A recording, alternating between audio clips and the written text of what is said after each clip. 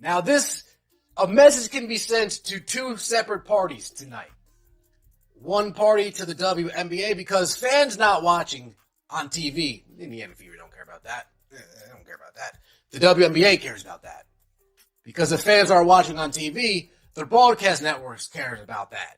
And if the broadcast networks care, if they care, well, when it's time to renegotiate the new media deal, they're not going to be so willing to fork up money for these WNBA games. So if people don't watch tonight, that's going to hit the WNBA's pockets.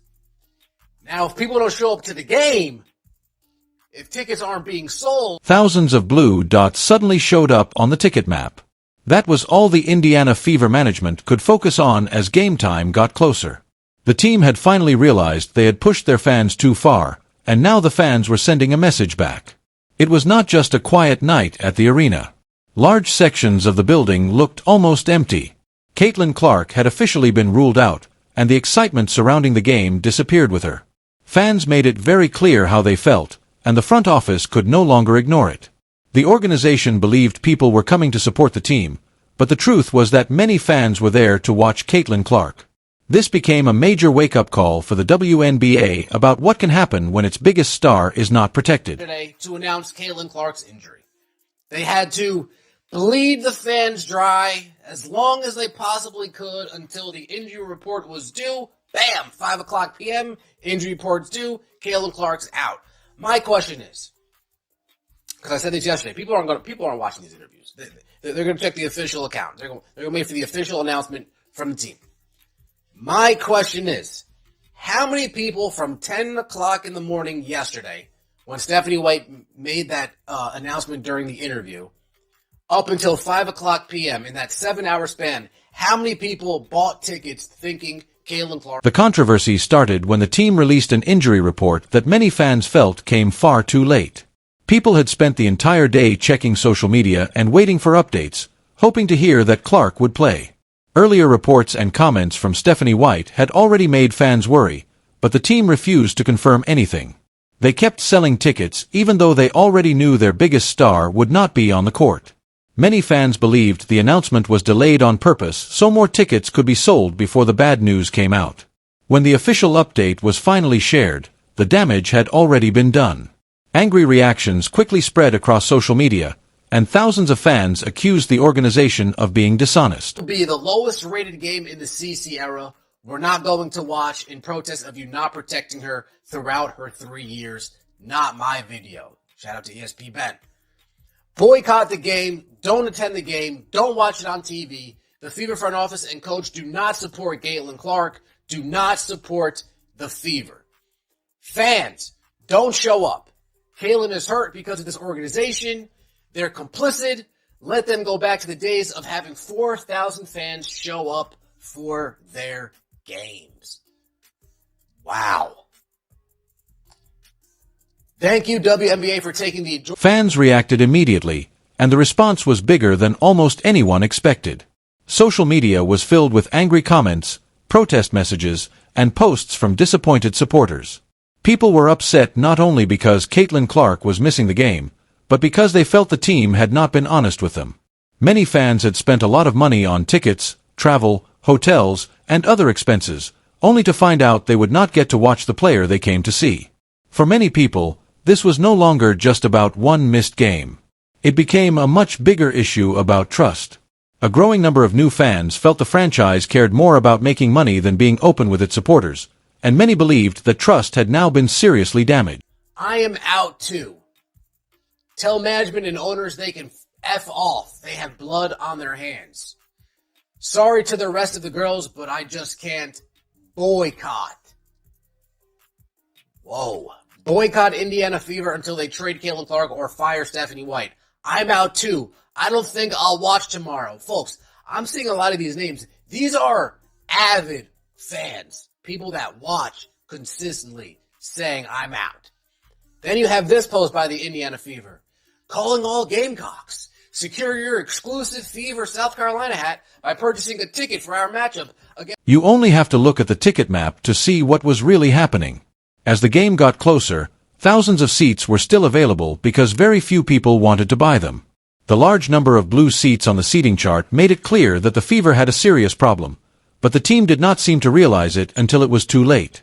In the past, crowds of around 4,000 fans were considered a success, but those days are gone.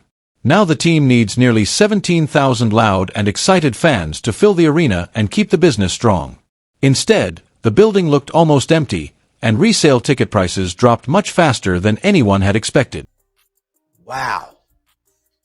Nobody is going to wear that dumbass hat because the stadium will be damn near empty without Clark. Not watching that boring 1980s basketball. Oh man, WNBA fans should boycott.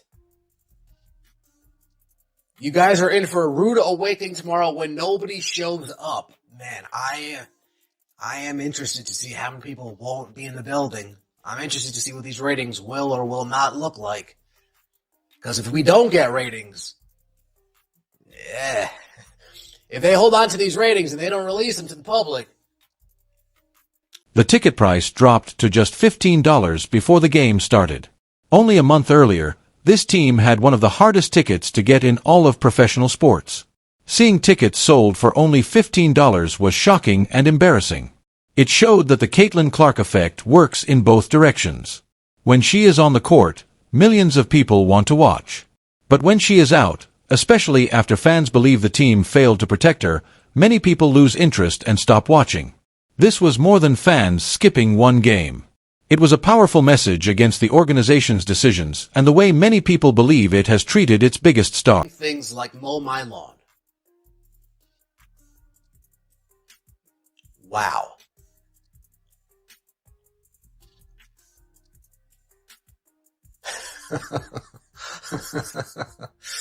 Dave Portnoy, no Clark, no party. Yeah, no CC, no party. I agree. The Fever Sparks game is on CBS Paramount to show support for Caitlin we should not watch. Yes, I like the rest of the Fever team, but what AT did in the league's response was unacceptable, and our only way to show disapproval is not watch. CC fans, please don't. The financial damage from this boycott goes far beyond ticket sales. Empty parking lots, unsold jerseys, fewer food and drink purchases, and unused team merchandise all add up to a major loss. When thousands of fans decide not to attend, the Fever feels the impact right away. But the bigger concern is for the WNBA itself. The league is trying to secure a huge new television and media agreement. If broadcasters see that ratings fall sharply whenever one specific player is missing, they may become much less willing to invest hundreds of millions of dollars.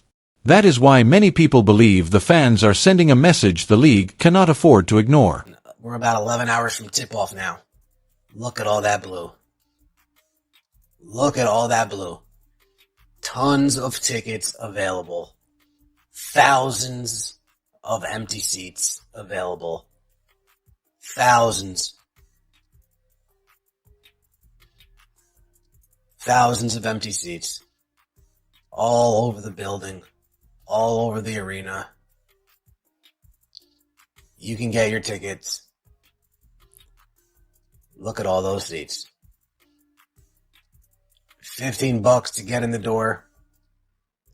Many angry fans are blaming the front office and the coaching staff for what has happened. More and more people believe the team has not done enough to protect its biggest star.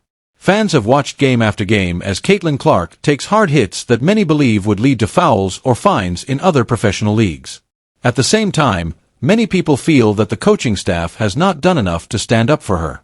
That is why this boycott is about much more than one injury. Fans see it as a protest against a system that they believe has failed Clark. Many of them want the people in charge to be held responsible, and they are demanding that the team's management finally be held accountable. Wow. I don't watch the Fever, I watch Caitlin Clark, period. Boycott the Indiana Fever, boycott the WNBA. Not watching now. Whoa. Whoa. Let me know your thoughts in the comment section below. Like the video, hype the video, and subscribe to the channel. Are you watching today? Are you watching tonight? Are you heading to the game? Did you cancel your plans? You're not heading to the game anymore? Did you change your plans? I'm not watching anymore. I'm going to go out to dinner. I'm going to go see a movie. I'm going to go hang out with my family. I'm going to go barbecue. I'm gonna go get ice cream. One fan said they would rather stay home and mow the lawn than watch what they called boring basketball without Caitlin Clark on the court. The comment may sound harsh, but it shows the reality the WNBA now has to face. Many of the league's new fans did not grow up supporting the Indiana Fever or following the league for years. They became fans because of Caitlin Clark. Their loyalty is mainly to her, not to one team or the league itself. If she is not playing, many of them simply choose to spend their time doing something else. The league is starting to realize it cannot take this huge wave of new fans for granted. The late injury announcement made many loyal supporters even more frustrated. They felt the team waited until the last possible moment to release the news so more tickets could be sold. Many fans bought tickets expecting to watch a special game, and many families traveled a long way before finding out that the player they came to see would not be on the court.